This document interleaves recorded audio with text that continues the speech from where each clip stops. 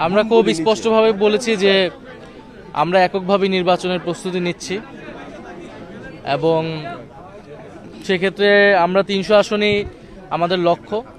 তবে যারা ফ্যাসিবাদ বিরোধী এবং গণতন্ত্র প্রতিষ্ঠার লড়াইয়ে অগ্রণী ভূমিকা পালন করেছেন, সেটা খালেদা জিয়ার কথা আমাদের নাসিরউদ্দিন পাটোয়ারি বলেছেন।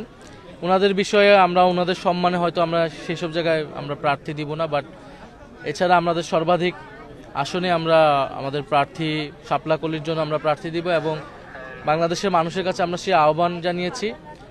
এবার বাংলাদেশের ইতিহাসে নির্বাচনী যে সংস্কৃতি, যে আমরা দেখি যাদের টাকা আছে, যারা এলাকায় গডফাদারগিরি করে, তারাই নির্বাচনে দাঁড়ায়, আমরা সেই সংস্কৃতিকে এবার চ্যালেঞ্জ করতে চাই।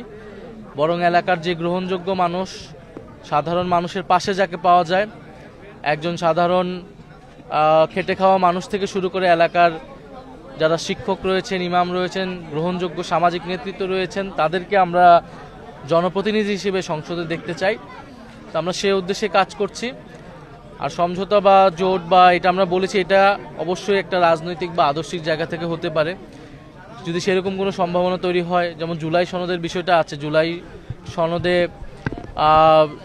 এই আমাদের যে সংস্কারের দাবিগুলো আছে, এই দাবিগুলোর সাথে যদি কোনো দল ঐক্যবদ্ধ বা সংহতি প্রকাশ করে, সেক্ষেত্রে আমরা জোটের বিষয়টা হয়তো বিবেচনা করব। বাট আমরা এখন পর্যন্ত এককভাবেই আগাচ্ছি। আমরা এই মাসের 15 তারিখের মধ্যে আমরা হয়তো আমাদের প্রাথমিক একটা তালিকা আমরা প্রকাশ করব।